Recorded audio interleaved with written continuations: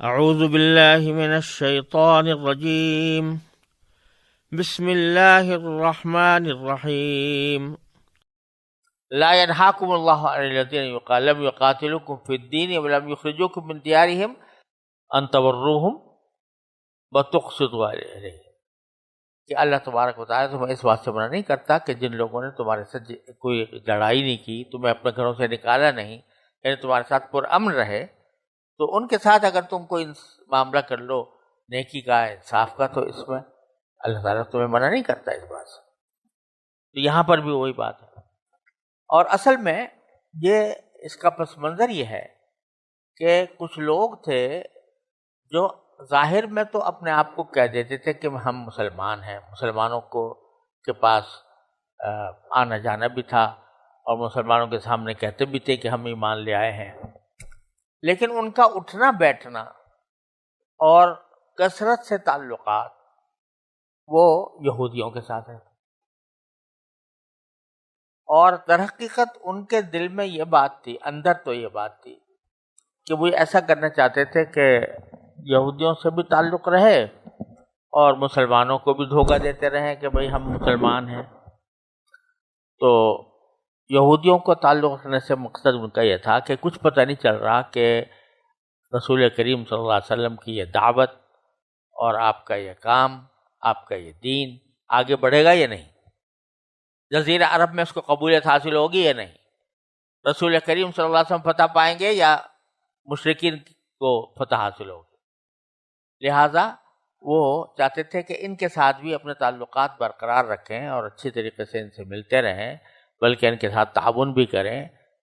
تو تاکہ اگر کبھی موقع آئے رسول کریم صلی اللہ علیہ وسلم اور آپ کے صحابہ کسی وقت شکست کھا جائیں اعوذ باللہ، تو ہم آرام سے یہودیوں کے ساتھ جا کے مل سکیں۔ یہ ان کی تجویز تھی۔ اب جب مسلمان ان کو دیکھتے کہ بھئی یہ یہودیوں کے ساتھ اٹھنا بیٹھنا بہت ہو رہا ہے ان کا، تو ان سے پوچھتے کہ بھئی تم زیادہ تر وہاں رہتے ہو، ان کے ساتھ بہت گھل مل کر رہ رہے ہو، تو کیا وجہ ہے؟ تو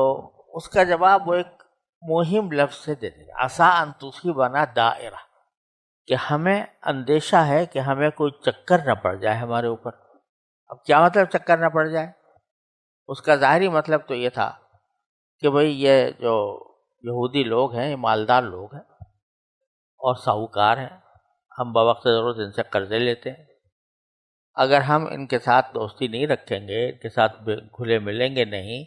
تو ہمیں یہ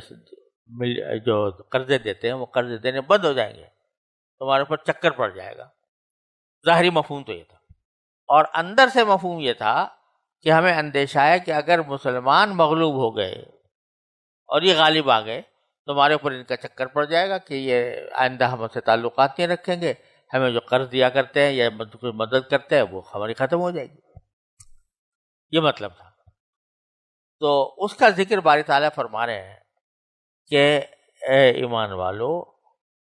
لا تتخذوا الیہود والنصارى، یہودی اور نصارہ کو نہ بناؤ، کیا نہ بناؤ؟ اولیاء، اپنا سرپرست، اپنا نگراں، اپنا دوست، اور دوست اس معنی میں جو میں نے ابھی عرض کیا، بعضهم اولیاء بعض، یہ خود ایک دوسرے کے ولی ہیں، ایک دوسرے کے حمایتی مددگار ہیں۔ مطلب ہے کہ انہوں نے تو ساری کچھ اپنی زندگی کا جو مقصد بنا رکھا ہے کہ وہ دنیاوی فوائد ہیں، تو دنیاوی فوائد کے اعتبار سے ایک دوسرے کی مدد کرتے رہتے ہیں، کرنے دو، لیکن کوئی مسلمان کو نہیں چاہیے کہ وہ ان کے پاس اس طرح سے جائے۔ وَمَن يَتَوَلَّهُم مِّنكُمْ،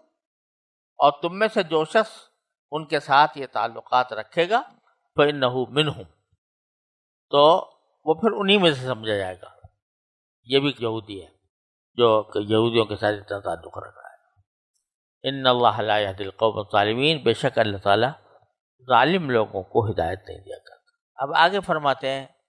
کہ فَتَرَى الَّذِينَ فِي قُلُوبِهِم مَّرَضٌ يُسَارِعُونَ فِيهِمْ، آپ دیکھیں گے ان لوگوں کو جن کے دلوں میں بیماری ہے، روگ ہے، اور اس سے مراد ہے منافقین، یعنی جو بظاہر ایمان لے آئے ہیں لیکن دل میں ان کے بیماری ہے، روگ ہے، تو وہ کیا کرتے ہیں؟ وہ بھاگ کے جاتے ہیں ان کے پاس، یسارعون فیہ، یقولون، جب ان سے پوچھا جاتا ہے کیوں گئے تو یقولون نخشى ان تصیبنا دائرہ، ہمیں اندیشہ ہے کہ ہمیں کوئی چکر نہ پڑ جائے، اس واسطے ہم ان کے پاس جاتے ہیں۔ اب اللہ تعالیٰ فرماتے ہیں تم تو دل میں یہ سوچے ہوئے ہو کہ بھائی یہ مسلمان مغلوب ہو جائیں گے اور کسی وقت اہل عرب غالب آ جائیں گے، تو اس کے نتیجے میں ہماری پریشانی نہ ہو، اس قرض سے تم ان کے ساتھ تعلقات جوڑے بیٹھے ہو۔ حالانکہ ہونے کیا والا ہے؟ ہونے والا یہ ہے کہ آخر میں نشانی غالب آئے گی اللہ کے رسول صلی اللہ علیہ وسلم، اور وہ انہی کو فتح نصیب ہوگی، سارا جزیرہ عرب مسلمان ہو جائے گا، رسول کریم صلی اللہ علیہ وسلم کا تابع ہو جائے گا۔ اس وقت تمہارا کیا حال ہوگا؟ ابھی تو تم یہ سوچ رہو مسلمان مغلوب ہو گئے تو ہمارا کیا حال بنے گا، اس وقت سوچو کہ اگر مسلمان غالب آ گئے اور یہ منافقین مغلوب ہو گئے پھر کیا بنے گا۔ تو فرمایا کہ آپ دیکھو گے ان لوگوں کو جن کے دلوں میں مرض ہے کہ وہ یسارعون فیہم، وہ لپک کر جاتے ہیں ان غیر مسلموں یہودیوں کے پاس، یقولون نخشى ان تصیبنا دائرہ، اور وجہ یہ بیان کرتے ہیں کہ ہمیں یہ کہتے ہیں کہ ہمیں ڈر ہے کہ ہمیں کوئی چکر نہ پکڑے گئے۔ تو وہ چکر وہی بات ہے کہ مسلمان غالب آ گئے تو ہمارے لیے مشکل ہوگی۔